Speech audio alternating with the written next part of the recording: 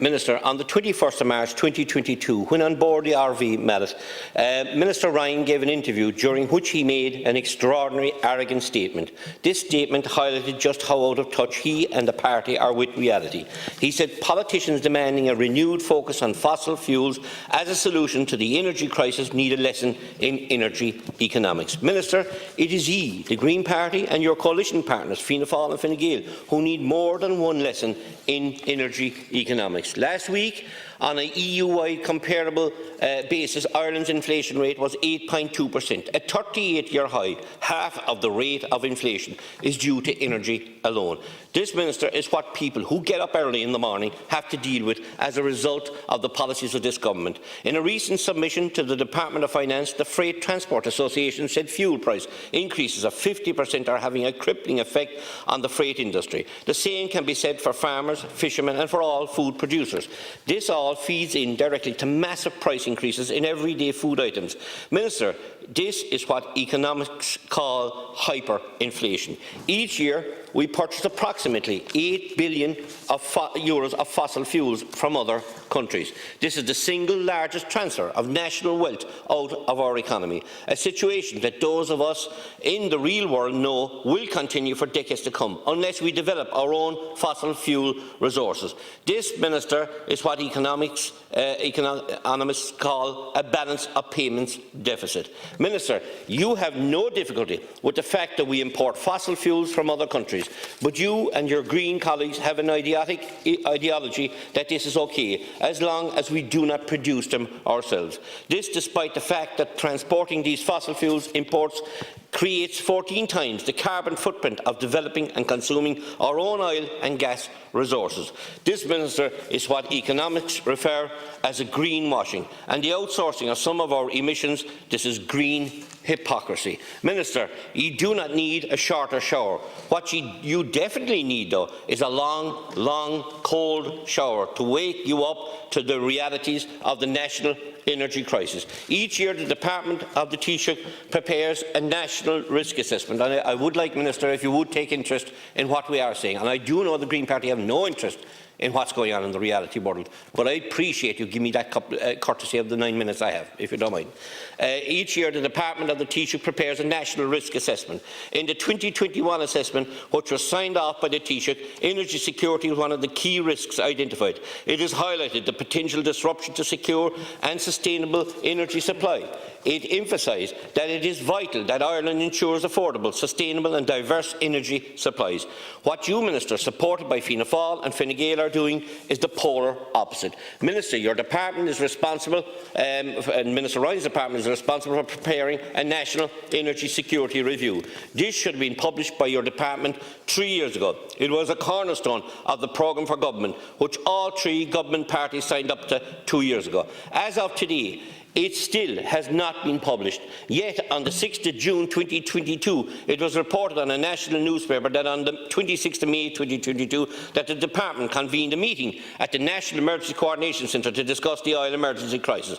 It was reported that amongst the matters discussed were a limit placed on all essential car travel, a strict limit on the amount of fuel that motorists can buy at any one time. Failure to have our National Energy Security Review published is a dereliction of your duties and that of the Minister and Minister Ryan and responsibilities as a Minister. We import 70% of our natural gas requirements when some of this is used to generate electricity. Gas accounts for 21% of all primary energy consumed in Ireland. If anything were to happen to this supply of gas, not only would the lights go out, our economy would be shut down overnight. Natural gas is transmitted to Ireland through 2 pipelines, both of which originate from the same physical point, Moffat in Scotland. If there was an accident or explosion at the Moffat site, both pipelines would be out of commission and our economy would be brought to its knees. This, Minister, is what the European Commission refers to as N-1. The ESRI recently ranked Ireland as the 4th most energy insecure country in Europe. Our gas supplies come through Britain, and while Britain was a member of the EU, it had an international legal obligation to ensure that we would have adequate gas supplies This legal obligation no longer applies. In recent weeks, the Taoiseach and the Minister for Foreign Affairs have repeatedly accused Britain of bad faith attacks on the Northern Ireland Protocol, also accusing Britain of making an effort to resolve the protocol row, accusing Britain of making no effort to resolve the protocol row, and that the British government is not listening to anyone and is on the brink of breaking international law. During the Brexit negotiations, the current British Home Secretary, Priti Patel, made the appalling comment about using food shortages to pressure Ireland in the Brexit negotiations. And these are the very people that we have placed our national energy security in the hands of. Minister, you, the Taoiseach and the Taoiseach have been asleep at the helm as this energy hurricane is rapidly approaching. Wake up, Minister. Ireland is one of the few countries where the world energy does not appear in the name of any government department.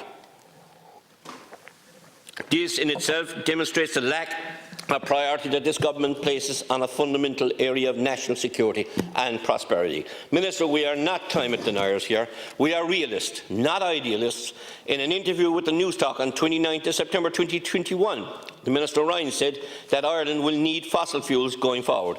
In the Irish Times of 18 May 2022, Marion Lynch, a senior research officer at the ESRI, wrote a long and authoritative article titled "No Point in Pretending that we do not need new sources of fossil fuels." Minister, wake up and take time to read that article. In recent months, countries such as Britain, Germany, Netherlands and the US have woken up to this fact and have started to explore their own fossil fuel resources. The Greens are the only party that appears to think that we can migrate to a mythical, renewable world overnight.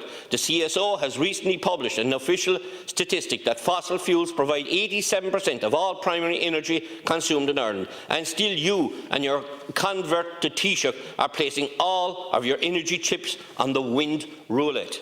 Wake up, Minister. Week after week, leading renewable industry people come out and highlight the reality. Last week, the head of power generation at Bordemona said that the government was deluded if it believed 80% of the state's power would come from renewables by 2030. In the last few days, the managing director of Statkraft said Ireland is firefighting an energy crisis and was highly critical of an inadequate electricity infrastructure. Wake up, Minister. Minister, the licence for the Barry Rowe field predates the prohibition of a new exploration licence. This is written in law and an accepted principle in the programme of government. Last year, you yourself granted Providence Resources, the owners of Barry Rowe field, permission to undertake a site survey, which they completed. Since then, Providence Resources have written to the Minister on 2 occasions seeking a licence undertaking and have provided your department with all the information requested.